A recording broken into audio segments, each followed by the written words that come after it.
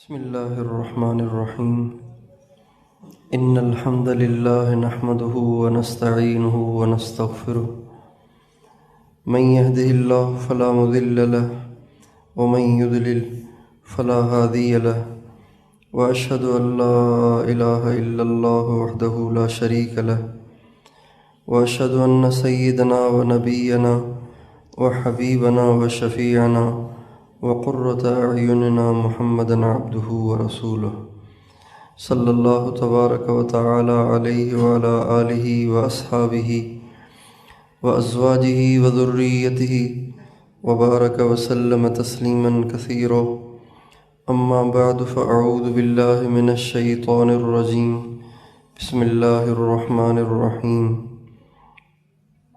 تراهم ركعا سجدا يبتغون فضلا من الله ورضوانا وقال تعالى طوبى للمخلصين الذين تتجلى عنهم الفتن كقطع الليل المظلم أو كما قال عليه السلام سبحان ربك رب العزة عما يصفون وسلام على المرسلين والحمد لله رب العالمين اللهم صل على سيدنا محمد وعلى آل سيدنا محمد وبارک وسلم۔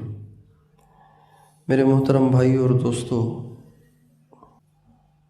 اللہ تعالیٰ کو سب سے زیادہ جس چیز سے نفرت ہے وہ اللہ کے ساتھ کسی کو شریک ٹھہرانا۔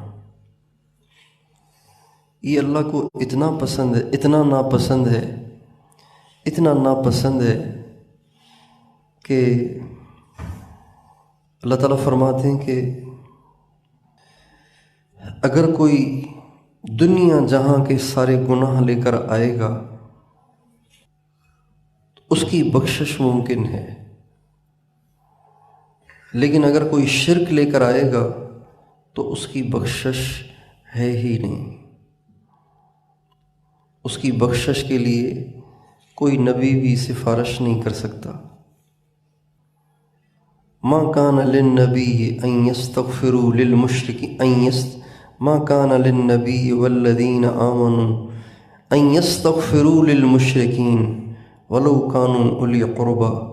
اللہ تعالیٰ فرماتے ہیں نبی کے لیے جائز ہی نہیں ہے، ایمان والوں کے لیے جائز ہی نہیں ہے کہ وہ مشرکین کے لیے دعا کریں، استغفار کریں۔ یعنی اس سے مراد وہ مشرکین جو شرک پر مر گئے، جو زندہ ہیں ان کے لیے تو ہدایت کی دعا کرنی چاہیے، لیکن جو شرک پہ مر گیا ہے اب اس کی دعا کی بھی اجازت نہیں ہے، اس کے لیے دعا حرام ہے، ناجائز ہے۔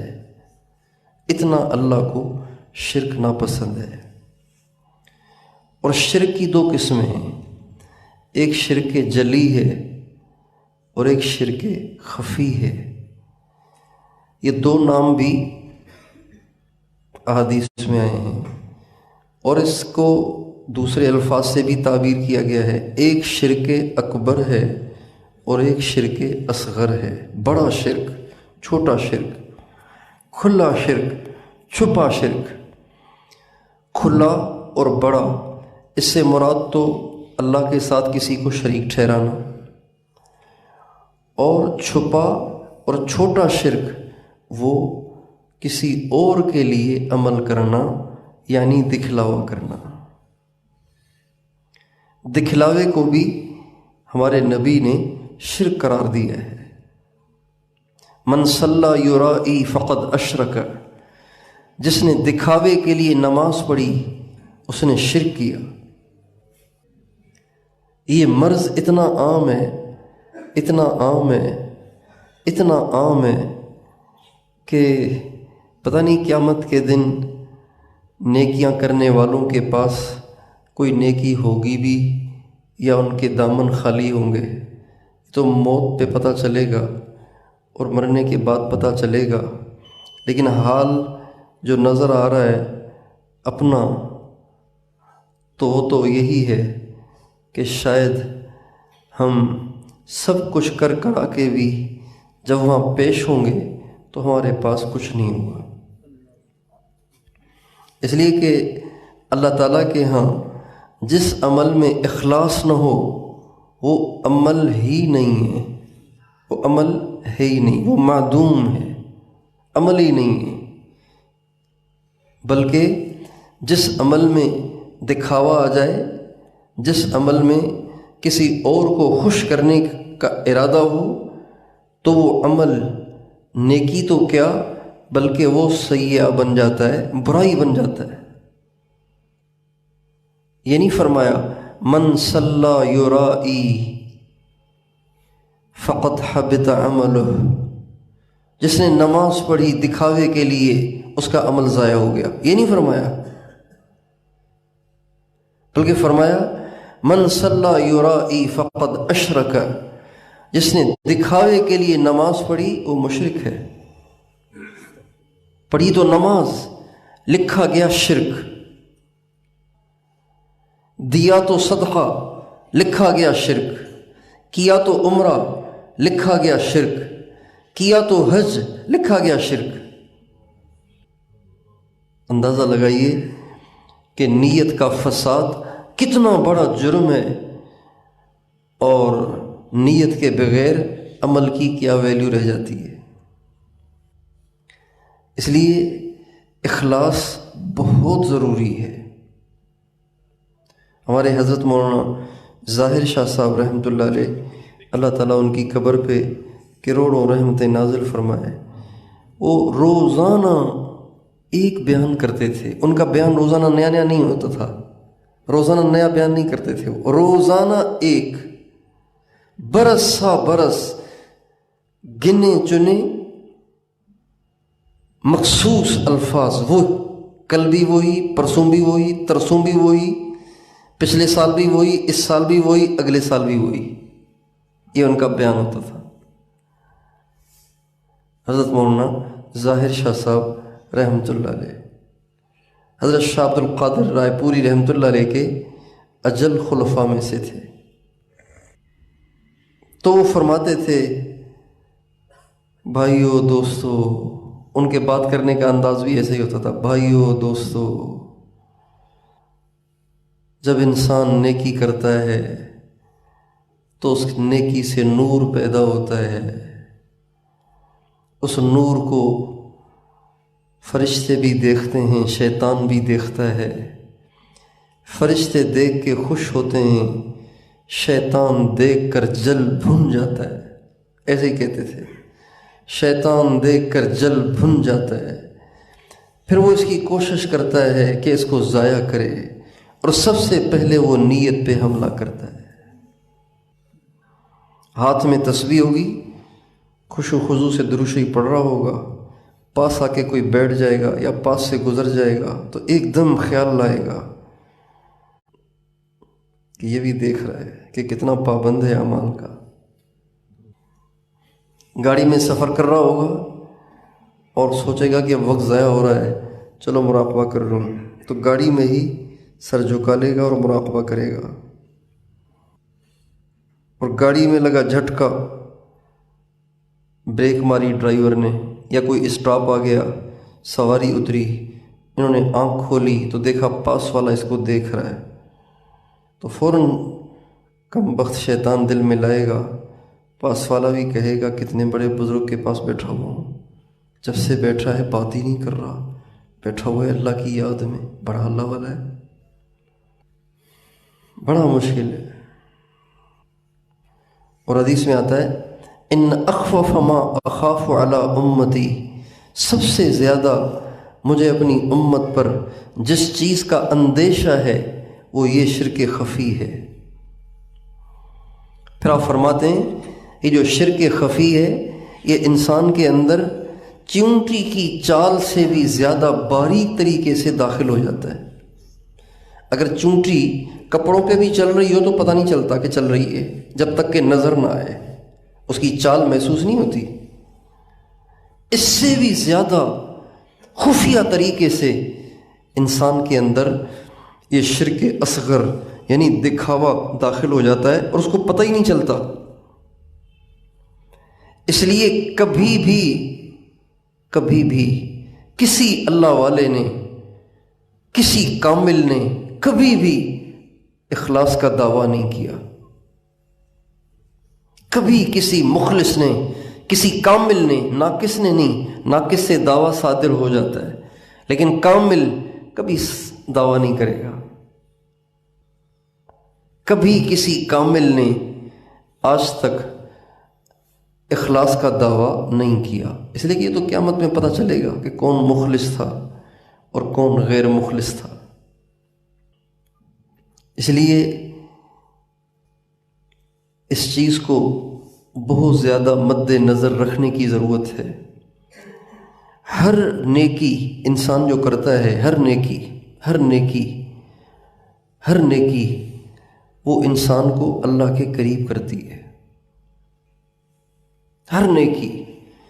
آپ مسجد میں دائیں پاؤں سے داخل ہوں تو یہ دائیں پاؤں سے آپ کا داخل ہونا آپ کے اندر ایک ایمانی کیفیت پیدا کرے گا، اللہ کے قریب کرے گا، آپ کو محسوس ہوگا. اور آپ مسجد میں بائیں پاؤں سے داخل ہوں تو یہ بائیں پاؤں سے داخل ہونا آپ کے اندر ظلمت پیدا کرے گا، اللہ سے دوری آپ محسوس کریں گے. لیکن ہر نیکی سے اللہ کا قرب اس وقت حاصل ہوتا ہے جب اس نیکی کو اس استحضار سے کیا جائے، اے اللہ کچھ نہیں چاہتا ہوں، تجھے چاہتا ہوں، اس سے مقصود میرا تو ہے، تیرے سوا کچھ نہیں ہے. ہر نیکی اللہ کے قریب کرتی ہے. آپ وضو کریں مسواک کے بغیر، آپ وضو کریں مسواک کے ساتھ، اس میں زمین آسمان کا فرق ہو جاتا ہے. زمین آسمان کا فرق ہو جاتا ہے. جو مسواک کے ساتھ آپ وضو کریں گے اس سے آپ اللہ کے بہت قریب ہو جائیں گے. آپ کو محسوس ہوگا کیفیت بن رہی ہے. اب مسواک چھوڑ کے وضو کر لیں گے، جان کر مسواک چھوڑ دی اور وضو کر رہے ہیں، آپ اپنے اندر ظلمت، اللہ سے دوری محسوس کریں گے. لیکن یہ مسواک کے ساتھ جو آپ نے وضو کیا، اس کے ساتھ آپ کو اللہ کا قرب محسوس تب ہوگا، حاصل تب ہوگا جب آپ اس میں نیت کریں، اللہ تجھے چاہتا ہوں، تیری رضا کے لیے، تجھے خوش کرنے کے لیے، تجھے خوش کرنے کے لیے، اور کچھ نہیں. دنیا میں کوئی قوم، کوئی جماعت ایسی نہیں ہے جن کے اخلاص کی گواہی وحی نے دی ہو، وحی نے جن کے اخلاص کی گواہی دی ہو کہ ان میں کوئی دکھاوا نہیں، ان میں کوئی دو نمبری نہیں، ان میں کوئی دوسرا جذبہ نہیں، صرف ایک جذبہ ہے. دنیا میں کوئی ایسی جماعت نہیں ہے، دنیا میں کوئی ایسا مجمع نہیں ہے سوائے ہمارے نبی کے صحابہ کے. اللہ تعالیٰ فرماتے ہیں تراہم رکعا سجدا یبتغون فضلا من اللہ ورضوانا سیماہم فی وجوہہم من اثر السجود ذالک مثلہم فی التوراۃ ومثلہم فی الانجیل. اے میرے نبی، جب تو دیکھے گا تیرے صحابہ کو تو کوئی رکوع میں ہوتا ہے، کوئی سجدے میں ہوتا ہے، اور وہ کچھ نہیں چاہتے، صرف یہ چاہتے ہیں کہ میں ان سے راضی ہو جاؤں. یبتغون فضلا من اللہ ورضوانا، ان کا ہر عمل، ان کی ہر نیکی اس تلاش میں ہوتی ہے کہ اللہ خوش ہو جائے، اس جذبے میں ہوتی ہے اللہ خوش ہو جائے. صحابہ کا کتنا اونچا مقام ہے، کتنا بڑا سرٹیفکیٹ ہے یہ. اللہ پاک خود کہہ رہے ہیں یہ غیر مخلص نہیں ہیں، یہ مخلص ہیں. اس لیے جو لوگ صحابہ کے بارے میں زبان درازیاں کرتے ہیں نا، تو ان کا ایمان سلب ہو جاتا ہے، وہ ایمان پہ نہیں مر سکتے. جب تک وہ توبہ تائب نہ ہوں وہ ایمان پہ مر ہی نہیں سکتے. یہ اللہ کی غیرت کے خلاف ہے کہ اللہ اپنے ولیوں کے ساتھ بد زبانی کرنے کو برداشت کر لے. اللہ اپنے بارے میں سب برداشت کر لیتا ہے، اپنے ولیوں کے بارے میں برداشت نہیں کرتا. من عادى لي وليا فقد آذنته بالحرب، جو میرے کسی ولی سے دشمنی کرے گا میرا اس کے ساتھ اعلان جنگ ہے، آ جاؤ میدان میں۔ اس لیے اخلاص بڑا ضروری ہے،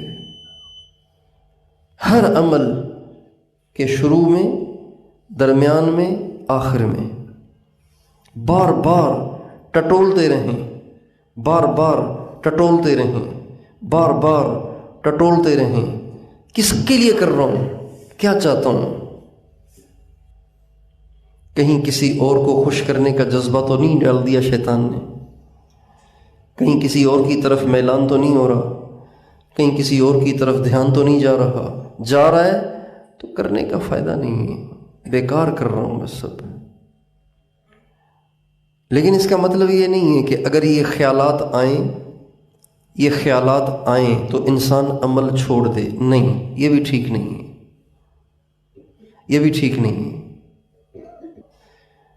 سید الطائفہ حضرت حاجی امداد اللہ صاحب مہاجر مکی رحمۃ اللہ علیہ فرمایا کرتے تھے کہ ہر عمل پہلے عادت بنتا ہے، پہلے ریا بنتا ہے، پہلے ریا جب بھی کرے گا نا تو شیطان یہ وسوسے ڈالتا رہے گا، یہ خیالات بنتے رہیں گے، کرتے کرتے کرتے کرتے پھر وہ عمل عادت بن جاتا ہے، مگر وہ جب پھر بھی نہیں چھوڑتا، کرتے کرتے کرتے کرتے ایک وقت آتا ہے کہ وہ عمل بن جاتا ہے، اخلاص سے بھرا ہوا عمل بن جاتا ہے۔ اس لیے عمل چھوڑنا بھی اس کا حل تو نہیں ہے نا، بھئی جوؤں کے خوف سے کپڑے نہ پہننا، کپڑے چونکہ میلے ہو جاتے ہیں، میں بڑا نفیس ہوں، بڑا صفائی پسند ہوں، اور کپڑے ہو جاتے ہیں میلے، لہٰذا میں کپڑے ہی پہننا چھوڑ دوں کہ جی ویسے ہی میلے ہو جاتے ہیں اور مجھے گندگی پسند نہیں ہے لہٰذا میں کپڑے نہیں پہنتا، یہ تو پاگل پنا، حماقت ہے، چونکہ دکھلاوا آ جاتا ہے لہٰذا عمل ہی نہیں کرتا ہوں، یہ تو حماقت ہو جائے گی۔ عمل تو کرنا ہے لیکن کوشش کرنی ہے کہ اللہ کے لیے ہو، اللہ تعالیٰ کے کرم کے قربان جائیں، اس کے کرم کے قربان جائیں۔ اس مالک کریم کو پتہ تھا کہ میرے بندوں کے پیچھے دشمن لگا رہتا ہے اور یہ ان کی نیت کو فاسد کرنے کی کوششیں کرتا رہے گا، لہٰذا اللہ تعالیٰ نے ہمیں اپنے عمل کے اندر پیدا ہوئے دکھاوے، ریا اور بدنیتی کے علاج کا بھی راستہ دے دیا ہے، تلافی کا بھی راستہ دے دیا ہے۔ وہ کیا کہ جب عمل کر چکو تو اللہ سے استغفار کر لیا کرو، یا اللہ عمل شروع تو کیا تھا تیرے لیے لیکن شیطان نے دوسری نیتیں بھی ڈال دی ہیں، اس کی معافی دے دے، اس عمل کو قبول کر لے، وہ عمل قبول ہو جائے گا۔ آسان ہو گیا نا، ہم جیسوں کے لیے آسان ہو گیا نا، سارے تو کامل تو نہیں ہو سکتے نا، ہم جیسوں کے لیے بھی اللہ نے آسانی کر دی۔ چنانچہ اللہ تعالیٰ اپنے نبی سے فرماتے ہیں اذا جاء نصر اللہ والفتح ورأیت الناس يدخلون فی دین اللہ افواجا فسبح بحمد ربک واستغفرہ انہ کان توابا۔ اے میرے نبی، جب اللہ کی مدد اور اللہ کی نصرت آ جائے اور تو دیکھے کہ جوک در جوک لوگ اسلام میں داخل ہو رہے ہیں تو پھر ایسے نہیں کہ یوں سمجھنے لگ جاؤ کہ میں نے بڑا کمال کر دیا اور میری قربانی کا سارا نتیجہ ہے، ایسے نہ کہنا، بلکہ کہنا فسبح بحمد ربک، اے اللہ یہ سب تیری مہربانی ہے، اور واستغفرہ، اللہ سے معافی بھی مانگتے رہنا، انسان سے کمی رہ ہی جاتی ہے۔ انہ کان توابا، بے شک اللہ بار بار معاف کرنے والا ہے، بار بار۔ انہ کان توابا، بہت معاف کرنے والا ہے۔ فجر میں نیت آگے پیچھے ہو گئی تھی، توبہ، عصر ظہر میں ہو گئی تھی، پھر توبہ، عصر میں ہو گئی تھی، پھر استغفار، مغرب میں پھر استغفار، عشاء میں پھر استغفار، تہجد میں اٹھا تھا اللہ کے لیے، وضو کر کے جب مصلی پہ آیا تو بیگم کی بھی آنکھ کھل گئی۔ اس نے دیکھا کہ خاوند صاحب مصلی پہ، تو جی میں آیا بیگم بھی کہے گی کیسا اللہ والا خاوند ہے، یا بہو گزر گئی، ہمارے سسر صاحب بڑے پہنچے ہوئے ہیں، تہجد میں کھڑے ہوئے ہیں، تو پھر استغفار، پھر توبہ۔ اب یہ بار بار ہو گئی نا، یہ غلطی بار بار ہو رہی ہے۔ اللہ تعالیٰ کہہ رہے ہیں انہو کان توابا، بار بار نیت خراب ہوگی، تم بار بار توبہ کرو، میں بار بار معاف کروں گا، بار بار توبہ کرو، بار بار معاف کروں گا۔ تو بہت آسان ہو گیا ہم جیسوں کے لیے۔ استغفار، استغفار، ہر نیکی کے بعد استغفار سپلی ہے، سپلی۔ سپلی سمجھتے ہیں؟ سپلی سمجھتے ہیں؟ پرچے میں ایک پرچہ رہ جائے نا امتحان کا، تو ہونا تو چاہیے کہ اس کا سال ضائع کر دینا چاہیے، لیکن ضابطہ بنانے والوں نے آسانی کی ہے کہ کسی کو کوئی مجبوری پیش آ گئی تھی، یا فیل ہو گیا تھا، یا مجبوری پیش آ گئی تھی، حاضر نہیں ہو سکا تھا، بیمار تھا، کوئی اور مسئلہ تھا، تو چلو ایک پرچہ پھر بعد میں دے دے، قضا کر لے، ایک پرچہ بعد میں۔ استغفار سپلی ہے۔ چنانچہ ہمارے نبی کی سنت ہے، جب آپ نماز کا سلام پھیر لیتے تھے، نماز کا سلام پھیر لیتے تھے، تو نماز کے بعد سب سے پہلا لفظ جو فرماتے تھے اللہ اکبر۔ مثال سے بات سمجھ میں آتی ہے۔ میں آیا یہاں مسجد میں صبح 4:30 بجے ساتھیوں کو جگانے کے لیے، ایک مثال کے طور پر۔ میرے حضرت شیخ العرب والعجم حضرت مولانا عبدالحفیظ صاحب مکی نور اللہ مرقدہ کے بڑے بیٹے آئے ہوئے ہیں حالہ میں۔ رات وہ یہاں پہنچے تو ان سے درخواست کی تھی کہ آپ فجر کا بیان آ کے آپ فرمائیں۔ ان کا ٹھیک ہے، خوشی خوشی انہوں نے منظور فرما لیا۔ لیکن ابھی پھر فجر کے بعد پیغام آیا کہ مجھے ہمت نہیں ہے، تھک گیا ہوں میں، چونکہ مکہ معظمہ سے آئے، پھر پروگرامات کرتے کرتے رات حیدرآباد میں پروگرام تھا، تو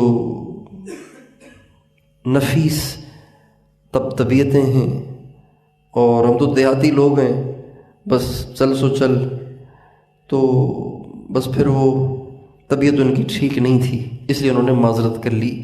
مثال کے طور پہ میں 4:30 بجے جگانے آیا تو حضرت مولانا عبدالرؤوف صاحب جو حضرت مکی کے بیٹے ہیں، وہ بھی سیدھے یہاں آ گئے۔ ایک مثال دے رہا ہوں، وہ بھی سیدھے یہاں آ گئے، اور یہیں کہیں انہوں نے بستر لگا لیا، ساتھیوں نے ان کو یہیں سلا دیا۔ اب میں صبح کو آیا تو سب کے پاؤں ہلائے، اٹھ جاؤ بھائی، بہت دیر ہو گئی بھائی، جلدی اٹھ جاؤ بھائی، جلدی اٹھ جاؤ، شاباش شاباش۔ تو ان کا پاؤں بھی ہلا لیا۔ چادر جو ہٹائی تو اب میری زبان سے کیا نکلے گا؟ اللہ اکبر۔ میں نے تو کوئی عام سا ساتھی سمجھ کے جگایا تھا، یہ تو بڑا آدمی سویا ہوا ہے، یہ تو بڑا آدمی سویا ہوا ہے، یہ تو غلطی کی، میں نے نہیں جگانا چاہیے تھا۔ رات 2 بجے پہنچے۔ ہمارے نبی نماز پڑھتے تھے، سلام پھیر کے فرماتے تھے اللہ اکبر۔ کیا مطلب؟ بہت بڑے کے سامنے حاضری تھی، حق تو ادا ہی نہیں ہوا۔ اللہ اکبر، بہت بڑے کے سامنے حاضری تھی۔ اس کے بعد آپ فرماتے تھے استغفر اللہ 3 دفعہ، استغفر اللہ استغفر اللہ، یا اللہ تو بہت بڑا، میری نماز بہت حقیر خسیس چھوٹی سی، اے اللہ معافی چاہتا ہوں۔ استغفر اللہ کا معنی کیا ہے؟ استغفر اللہ کا معنی کیا ہے؟ معافی چاہتا ہوں۔ کتنے پیارے الفاظ ہیں ہمارے نبی کے، اللہ معافی چاہتا ہوں، معافی چاہتا ہوں، 3 دفعہ آپ فرماتے تھے۔ تو اس لیے اس کی ہمیں مشق کرنی ہے۔ ہر عمل کس کے لیے کرنا ہے؟ اللہ کے لیے کرنا ہے، اور اس کو بار بار ہر عمل میں ٹٹولنا ہے۔ وضو کر رہے ہیں نا تو پہلے ہاتھ کیوں دھو رہے ہیں؟ آپ پاؤں بھی تو دھو سکتے ہیں، پہلے ہاتھ کیوں دھو رہے ہیں؟ تجھے خوش کرنے کے لیے، اس لیے کہ تیرے نبی کا طریقہ یہی ہے۔ ٹھنڈا پانی ہے، صرف فرض ہی پورے کر لوں تو بھی تو نماز ہو جائے گی، وضو بھی ہو جائے گا، لیکن نہیں، ہاتھ بھی دھوؤں گا، مسواک بھی کروں گا، کلی بھی کروں گا، ناک میں پانی بھی ڈالوں گا، 3 دفعہ ناک کو جھاڑوں گا بھی، حالانکہ نزلہ لگا ہوا ہے، پانی بڑا ٹھنڈا ہے، لیکن نہیں، ناک میں پانی ڈالوں گا بھی، جھاڑوں گا بھی، اور 3 دفعہ منہ بھی دھوؤں گا، 3 دفعہ اچھی طرح مل مل کے بازو بھی دھوؤں گا، پورے سر کا مسح بھی کروں گا، پاؤں بھی دھوؤں گا، تجھے خوش کرنا چاہتا ہوں۔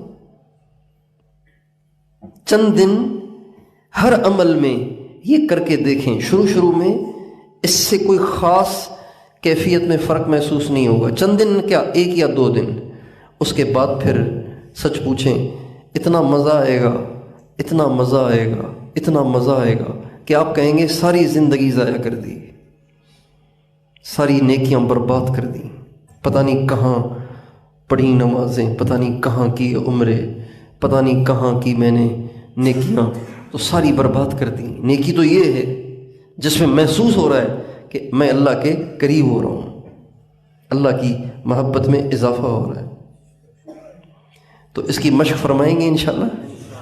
اور پھر ہر عمل کے بعد یہ ضرور کہیں معافی چاہتا ہوں، جیسا تو ہے ویسا نہیں ہو سکا۔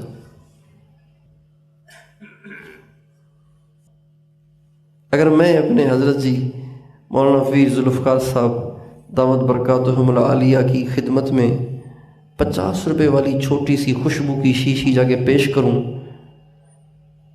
ہدیے میں، تو میرے دل میں کیا ہوگا؟ کیا یاد کریں گے حضرت بھی کہ کتنا بڑا ہدیہ لائے ہیں یہ تو نہیں ہوگی نا، کہوں گا اب ان کو تو ملتی ہوگی عود، اور عود کا 1 تولہ 70-80 ہزار کا ہے، اور یہ تو 50 روپے والی شیشی تو پتہ نہیں لگائیں گے بھی کہ نہیں لگائیں گے، لیکن میری نیت صرف یہ ہے کہ میں اپنے حضرت کو ہدیہ دینے والوں میں شمار ہو جاؤں، بس یہی بات ہے۔ عبادتیں کرنے والے کر گئے، امام اعظم نے 40 برس تک عشاء کے وضو سے فجر کی نماز پڑھی، ہم 4 8 رکعت 6 رکعت تہجد کی چھوٹی چھوٹی پڑھ کے کوئی تیر تھوڑی مار رہے ہیں، رات کو اٹھنے والوں میں اپنا نام لکھوا رہے ہیں، رات کو اٹھنے والوں میں اپنا نام لکھوا رہے ہیں، انگلی کٹا کے شہیدوں میں نام۔ جب قیامت کے دن اعلان ہوگا این الذین تتجافی جنوبہم عن المضاجع یدعون ربہم خوفا وطمعا، کہاں ہیں وہ جو رات کو اٹھ جایا کرتے تھے، اپنے بستر چھوڑ دیا کرتے تھے؟ تو امام اعظم بھی ہوں گے وہاں، ہمارے وہ ساتھی بھی ہوں گے جو 4 8 رکعت تہجد کی چھوٹی چھوٹی پڑھ لیا کرتے تھے۔ تو اس لیے ہر عمل میں اخلاص، تجھے چاہتا ہوں اور کچھ نہیں چاہتا، کریں گے کوشش انشاءاللہ۔